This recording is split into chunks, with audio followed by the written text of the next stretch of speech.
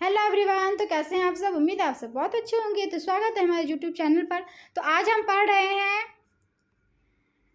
कक्षा 7 की अध्याय 4 इतिहास का, मुगल 16वीं से 17वीं शताब्दी तक। ठीक है, तो इसका जो है हमने फर्स्ट पार्ट कंप्लीट कर लिया और आज हम पढ़ने वाले हैं सेकंड पार्ट।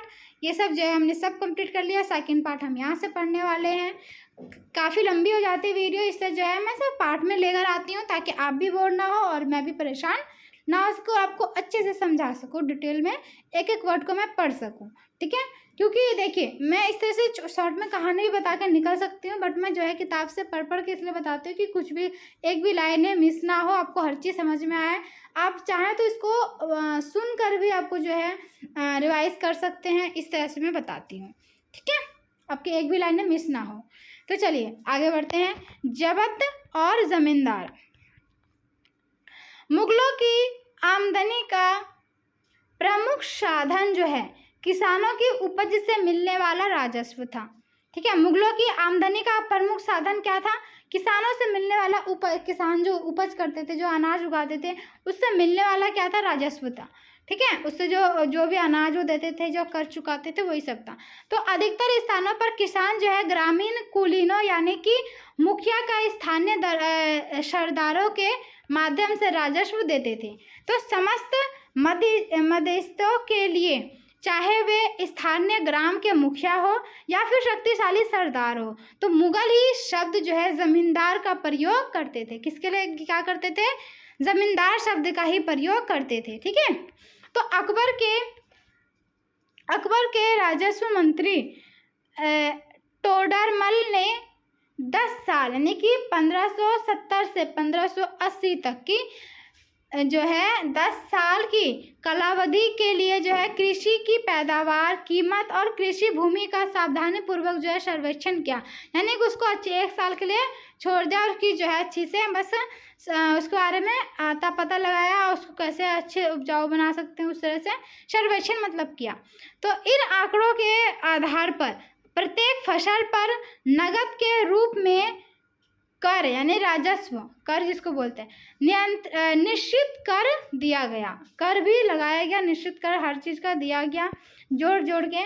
तो प्रत्येक सूबे यानी प्रांत को राजस्व मंडलों में बांटा गया और प्रत्येक की जो हर फसल के लिए राजस्व दर की अलग सूची बनाई गई। राजस्व प्राप्त करने की इस व्यवस्था को जब्त कहा गया। क्या कहा गया? ठीक है, मतलब राजस्व प्राप्त करने की, राजस्व प्राप्त करने का यानी कर प्राप्त करने का मतलब जो है हर चीज़, खेत को हर चीज़ का देख करके उस हिसाब से सब पे कर लगाएगा। तुम्हारे पास ज़्यादा खेत है, ज़्यादा उपज होगा, इस तरह से इतना कर दोगे।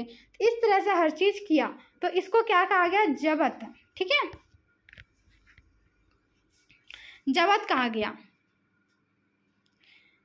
जब्त कहा जाता था। ये व्यवस्था जो है उन स्थानों पर प्रचलित थी जहां पर मुगल प्रशासनिक अधिकारी भूमि का निरीक्षण कर सकते थे और सावधानी पूर्वक उनका हिसाब रख सकते थे। यानी कि आसपास का मतलब जो खेत होगा उसको ये करते थे। ठीक है, यानी कि जो इसका पास बहुत ज़्यादा भूमि था और आसपास का ही क्षेत्र था जिसका वो नियंत्रण रख सके और अपनी जो है वहाँ पे मतलब उसकी जो है हर चीज़ जो है देख रेख अच्छे से कर सके कि नहीं, इसका जो है अच्छे से हम कर वसूल कर सकते हैं, हिसाब किताब कर लेंगे।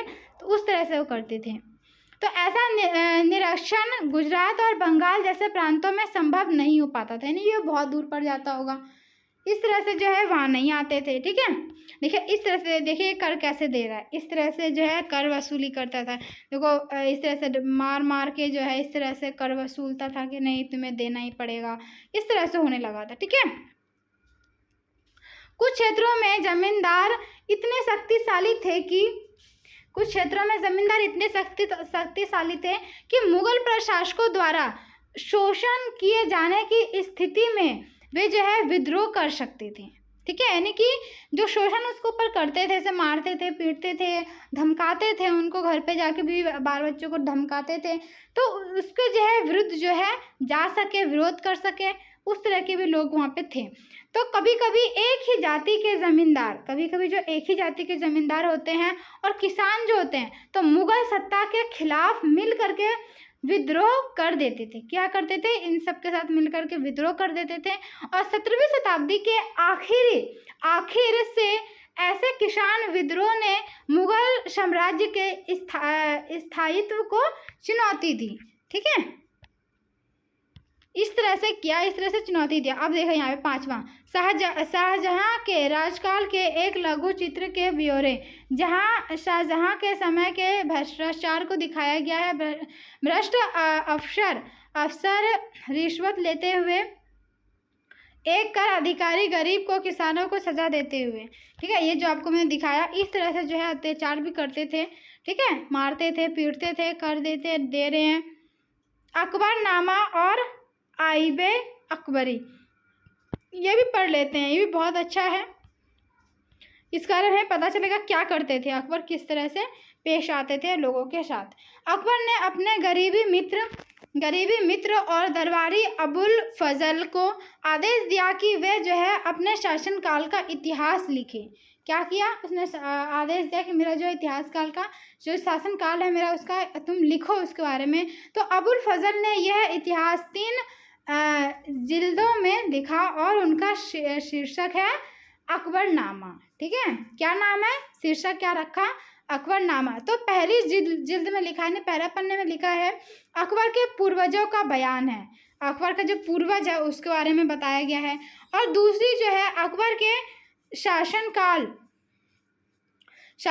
की घटनाओं का विवरण दिया है, जो घटनाएं हुए उसके बारे में। तीसरी जो है जिल्द है आईने अकबरी है, इसमें जो है अकबर के प्रशासन, घराने, सेना, राजस्व और साम्राज्य के भूगोल का ब्यौरा मिलता है। तो इसमें जो है समकालीन भारत के लोगों की परंपराओं और संस्कृति का भी विस्तृत विवरण है, यानी कि उसके बारे में अच्छे से बताया गया है, परंपराओं के बारे में, संस्कृति के बारे में, भारत के लोगों के बारे में, समकालीन भारत के बारे में हर चीज़ बताया गया है। ठीक है, तो आईने अकबरी का सबसे रोचक आयाम है विविध प्रकार की चीज़ों, जैसे फसलों, पैदावारों, कीमतों और मजदूरी और राजस्व का सांख्यिकी विवरण इस तरह से बताया गया। देखो इसके द्वारा लिखा गया अबुल फजल से अकबरनामा लेते हुए अकबर। ठीक है, इस तरह से लेकर के इससे पूछा और इसके बारे में लिखा। ठीक है, इसे देखो यहाँ पे क्या हो रहा है, ये अकबर है और इससे लिखने के लिए कहा, ये लिख रहा है। ठीक है, ठीक है, इस तरह से हो रहा है। चलिए आगे बढ़ते हैं। जहांगीर के दरबार पर नूरजहां का प्रभाव, नूरजहां का किस तरह का प्रभाव था, चलो ये भी पढ़ लेते हैं। ये सब पढ़ेंगे तभी तो जानकारी होगा कि उस समय किस तरह का था। उस समय का ये चीज़ समझो एक तरह से, तो तुम्हारे सामने जो है तस्वीर रख रहे हैं कि इस समय ऐसा ही हुआ था। देखो ये उदाहरण है, इस तरह से दिखाया गया। ठीक है, ये जो देखोगे तो बहुत मज़ा आता है, इतिहास पढ़ समझोगे तभी मज़ा आता है ना। और मेहरुन्निसा ने 1611 में जहांगीर से विवाह किया और उसे नूरजहां का खिताब मिला। ठीक है, नूरजहां का खिताब मिला।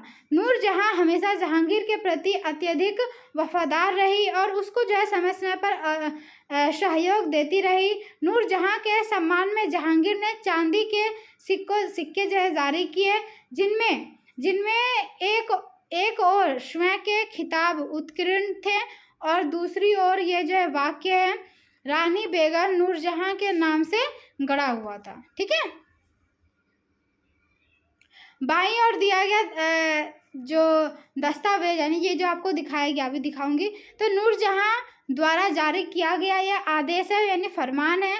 चौकोर मोहर बताती है उदांत और महान महारानी नूरजहां पादशाह बेगम का आदेश, यानी गोल मोहर के अनुसार शाहजहांगीर के प्रताप से महारानी चंद्रमा जैसी वैभवशाली बन गई।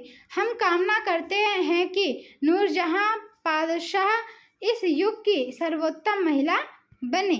ठीक है, नूरजहां का फरमान ये रहा हमारा। अब देखिए ये जो चकोर जो आपको दिख रहा है, ये एक अलग है, ये अलग है, इन दोनों का जो है ब्यौरा अलग अलग बताया गया था। ठीक है, आपको उन्हें बताया इसमें उदांत, और जो हमारा चौकोर है वो है उदांत और महान महारानी नूरजहां जो ये आदेश का, और जो गोल मोहर है वो है शाहजहां जहांगीर के प्रताप के महारानी का, दोनों अलग अलग रानियों का है, ठीक है। शूलाह ए कुल, शूलाह ए कुल के बारे में पढ़ लेते, ये क्या था, ठीक है। अकबर की शूलाह ए कुल की नीति का अनेक पुत्र जो है जहांगीर ने इस प्रकार वर्णन किया, इस तरह से बताया कि इसे देख लेते हैं किस तरह से बताया है। ईश्वरीय अनुकंपा के विस्तृत आंचल में सभी वर्गों और सभी धर्मों के अनुयायियों की एक जगह है, इसलिए उसके विशाल साम्राज्य में जिसकी चारों ओर की सीमाएं जो हैं केवल समुद्र से ही निर्धारित होती थी, विरोधी जो है धर्मों के अनुयायी जो धर्म को मानते थे और तरह तरह के अच्छे बुरे विचारों के लिए जो जगह थी, तो यहाँ जो है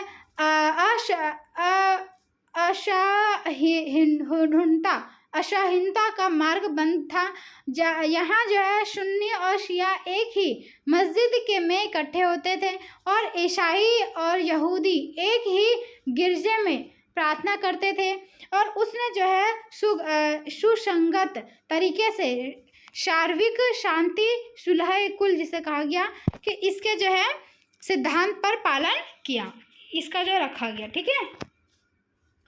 चलिए नेक्स्ट पॉइंट है 17वीं शताब्दी में और उसके पश्चात मुगल साम्राज्य इस तरह से आया। चलिए देखते हैं।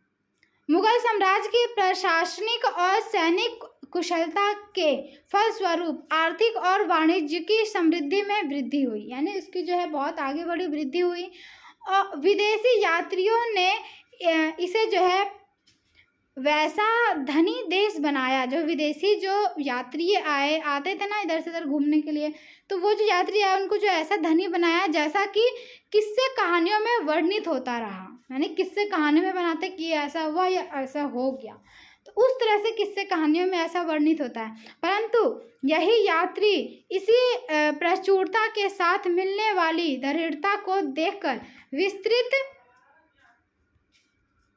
विस्तृत रह गए, यानी बिल्कुल देखते ही रह गए, है ना, रह गए। सामाजिक असमानताएं साफ दिखाई पड़ती थी, सामाजिक जो असमानताएं थी वो साफ दिखाई पड़ती थी। शाहजहां के शासनकाल के 20वें वर्ष, यानी कि शाहजहां का जब शासन चल रहा था उसके 20वें वर्ष में, नहीं 20वां जब साल चल रहा था, तो दस्तावेजों से हमें पता चलता है, यानी जो लिखा हुआ रहता है उससे पता चला कि ऐसे मनसबदार ऐसे मनसबदार जिनको उच्चतम पद प्राप्त था कुल जो है 80,000 में से 445 ही थे, यानी कि 80,000 में से कितना बचा,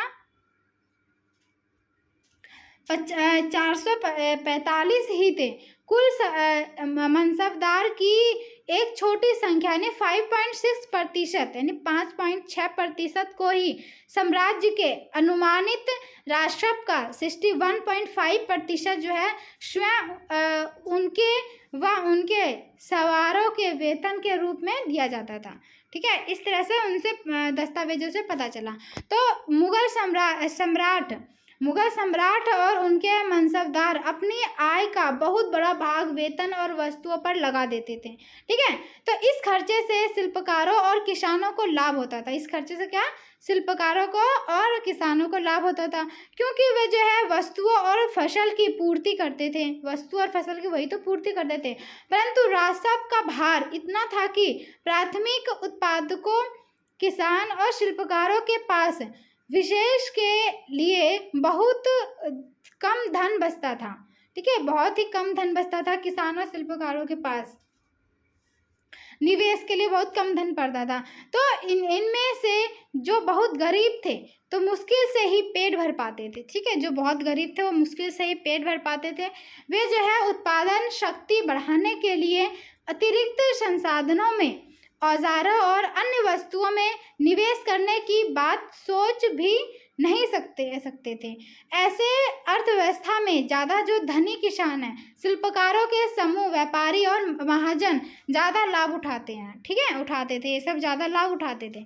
मुगलों के कुलीन वर्ग के हाथों में बहुत धन और संसाधन थे, ठीक है, मुगलों के कुलीन वर्ग के पास जो सबसे ऊंचे धर्म थे, जो मतलब धर्म नहीं बोलेंगे, जो उसमें का अच्छा माना जाता था, उसके पास, ठीक है, जिनके कारण जो है 17वीं सदी के अंतिम वर्षों में वे अत्यधिक शक्तिशाली हो गई। इसकी वजह से क्या हुआ, बहुत जो है शक्तिशाली हो गए।